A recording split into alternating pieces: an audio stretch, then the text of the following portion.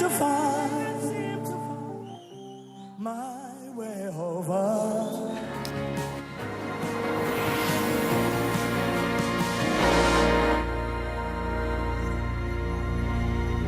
Ramène-toi, la vie nous tend les bras. Ouais, faut que ça change.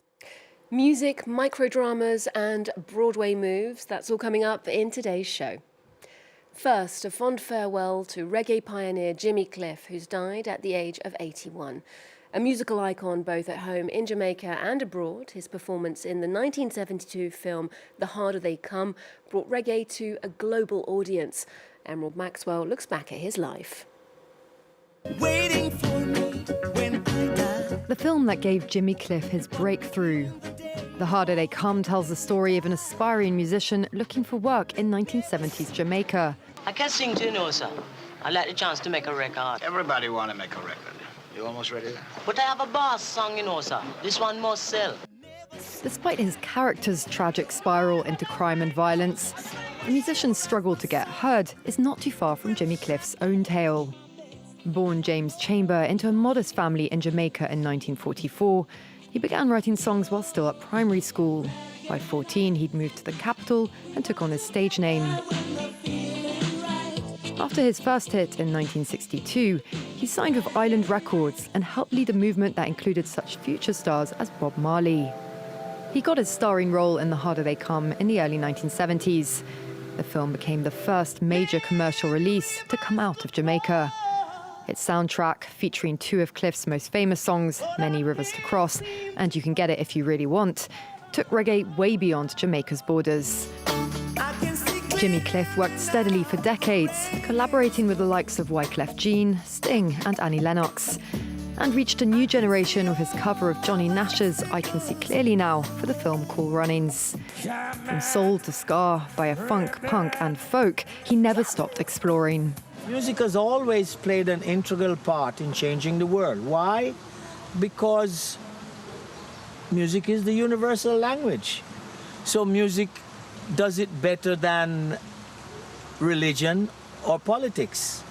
Nominated for 7 Grammy Awards, Jimmy Cliff won 2, in 1986 for Cliffhanger and in 2012 for Rebirth. In 2010, he was inducted into the Rock and Roll Hall of Fame. Jamaican Prime Minister Andrew Holness hailed a true cultural giant, whose music carried the heart of our nation to the world.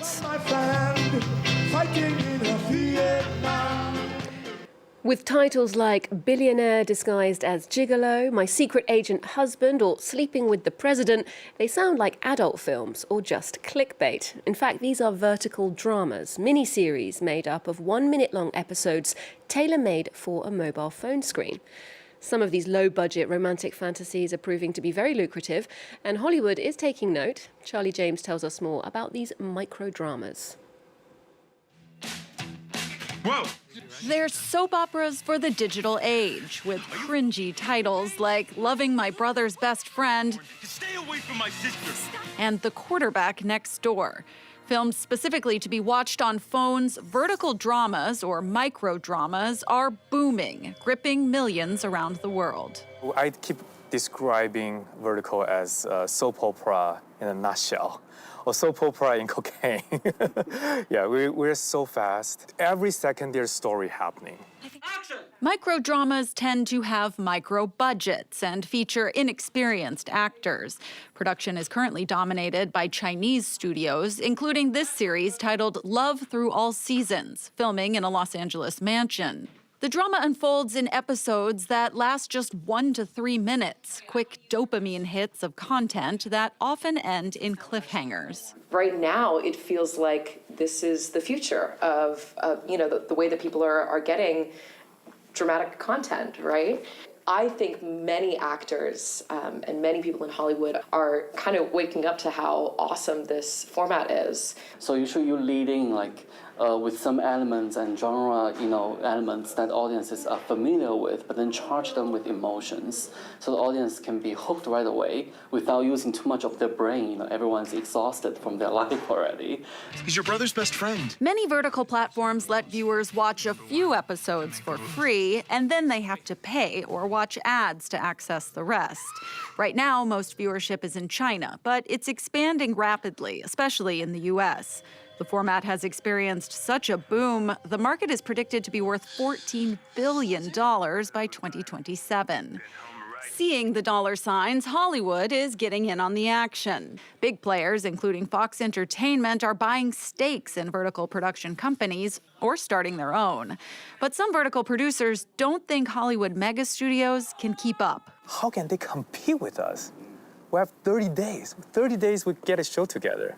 Hollywood have 2 years. We already made 500 shows by the time they made their first shows. Who is the future? The future of vertical dramas is likely to expand beyond junkie romance and werewolf stories into comedy, horror, and true crime. Increased budgets could also attract influencers and more experienced actors looking to cash in on this microdrama gold rush. First kiss. Next, to a painter who draws inspiration from poetry, nature and music. British artist Christopher Le Brun creates large-scale compositions infused with colour and light. His latest show is on display at the Luminous Gallery in Paris, a collection that he says draws on a rich and universal tradition in painting. Here's more from him on that new work. This exhibition, Moon Rising in Daylight, that is picking up all sorts of art history, current observations, something everybody knows, and just trying to weave it in to the experience of seeing the paintings. When you're working in a field that everybody's been in for 2,000 years, where is there to go? There isn't anywhere to go. You just try and get more into the heart of it. Well, it's one of the classic Broadway musicals, spotlighting the grit and glamour of the jazz age, with Bob Fossé's legendary choreography underpinning the show. Chicago is now on stage at the Casino de Paris. Our reporters Marion Gaudin and John Walsh went to find out more. Chicago, usually a Broadway hit, now dazzles beneath the glass canopé of the Casino de Paris. For the gala premiere, a handful of familiar French faces have gathered, eager to discover the homegrown interpretations of Roxy Hart and Velma Kelly. Velma brought to life by France's very own pop star Chaim. Chaim and I go way back. I've dressed her for years. She's got incredible talent. This is going to be electrifying. I'm expecting a lot from Chaim: energy, elegance, rhythm. I'm sure she's going to captivate us. For Chaim, it's an entirely new frontier. The hip-hop sensation stepping for the first time into the world of musical theatre. A role that demands a whole new creative skin. La ville nous tend les bras. Ouais, faut que ça chasse, je farde mes genoux et dérouler mes bas. Ouais, faut que ça chasse. Oh bah tout est différent, When I'm by myself, I can do what I want on stage, adapt to the moment, shift things around. But here I have an orchestra and I'm part of a production. Because I'm serving this piece of art, everything has to be timed, precise, everything has to be Velma. I have to be her in the second I step on stage and all the way until I step off. At its heart, Chicago is the tale of two women behind bars in the roaring 20s, both charged with murder, both fighting to rewrite their stories. Roxy dreams of the spotlight once held by her idol Velma. And to navigate this world of deceit and ambition, they place their fate in the hands of lawyer Billy Flynn. Alors c'est évidemment une comédie musicale en termes de genre. It's obviously a musical in terms of genre, but above all, it's a proper play. The plot is very sharp, the staging is very stripped back, and I think that puts the audience right at the heart of the story. L'orchestre aussi.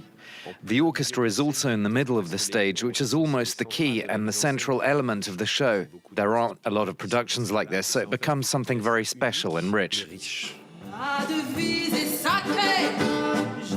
Then there's the formidable Mama Morton, the commanding matron of the prison, immortalised on film by Queen Latifah. In this Paris run, she's reimagined by Waku Malanda.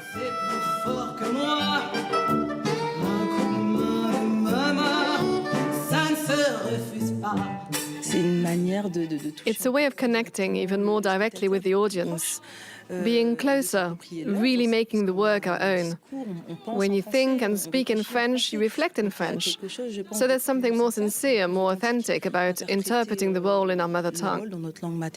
As the audience emerges, it seems this French version has struck a chord. The show is incredible. The stage is small, so it's super dynamic. The choreography is gorgeous. There are feathers, wooden sets, so many lights. You can see the musicians the entire time.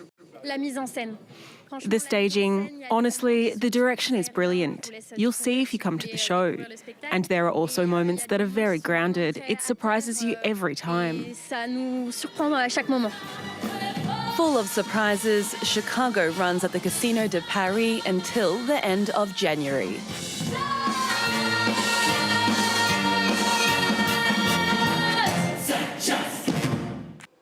Finally, a blast from the past and a joyful return for hip-hop legends De La Soul. They're releasing their new album, Cabin in the Sky, after a 10-year wait. It's a bittersweet return for the group, now operating as a duo, featuring some of the last vocals of their late co-founder known as Tugroy the Dove.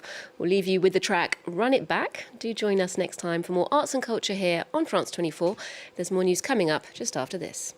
Long Island, Long Island, Long Island. It's the birth of a team here to clean up the turf, and the worth of the dream is to change the regime and the lean that we lay with the words that we spray with the way that we teach y'all to act. Run it back with the poems, with the dice, and the songs that we slice with the plate, earn the weight and the height, and the warmth with the price with the men, never mice when we on the device of the mic, never that. Run it back. Put my rap on the line and the math of the signs that we make be the cake that we stack on my grind. I'm a one of a kind and the one from the vine of the grape where you heard I'm the cat. Man, it's the thing that we hang around our neck like a chain. It's the piece of the pain. At the least, it's the lane that my flow travel down in the sound. We the rock cocaine to the brain on the track.